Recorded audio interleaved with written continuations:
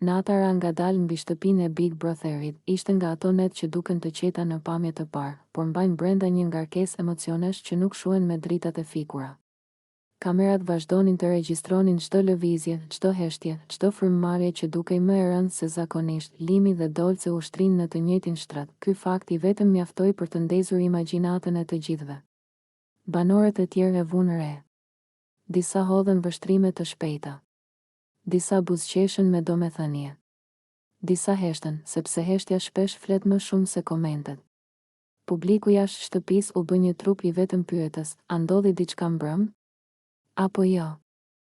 Në dhomë mbretëronte qetësia. Drita ishte e zbedh.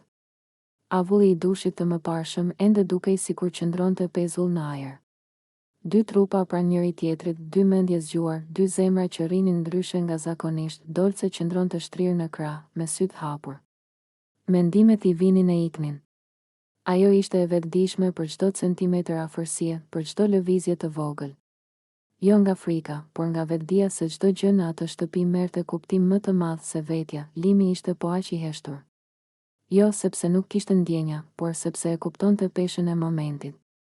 Afërsia e tyre kishte ardhur gradualisht, shikime, biseda të gjata, të qeshura në orë të vona. Mbështetje në momente tensioni. Tani, gjithçka ishte përqendruar në këtë natë, ata flinin bashkë, por çfarë do të thotë kjo në të vërtetë? Për disa, ishte thjesht vazhdim logjik i afrimit të tyre. Për të tjerë, ishte provë se diçka më shumë kishte ndodhur. Por e vërteta në atë shtëpi rrallë është bardhë e zi. Limi u kthye lehtë nga ana e saj. Dolce ndjeu lëvizjen. Asnjëri nuk foli. Heshtja ishte e mbushur, jo bosh.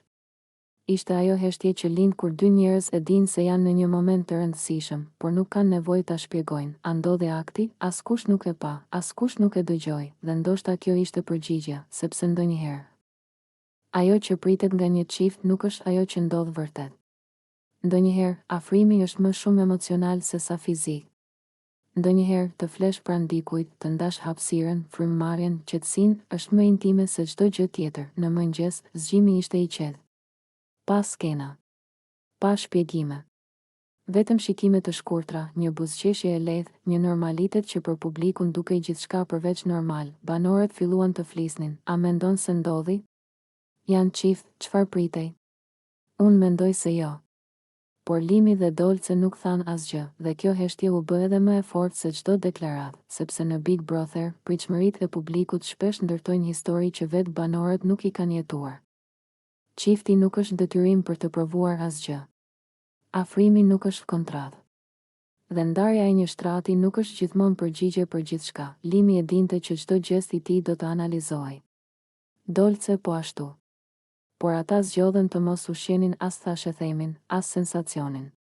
Zgjodhen të mbajnë diçka vetëm për vete, qoftë edhe vetëm paqartësinë, dhe ndoshta kjo është ajo që e bën historinë e tyre interesante. Jo ajo që ndodhi apo nuk ndodhi, por fakti që nuk gjithçka duhet të dihet. Publiku do të vazhdojë të pyesë. Spekulimet do të vazhdojnë.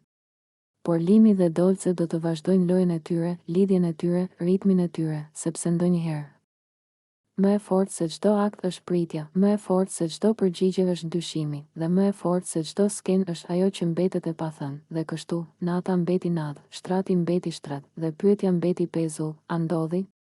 Apo jo, ndoshta vetëm ata e dinë, dhe ndoshta, kështu duhet të mbetet.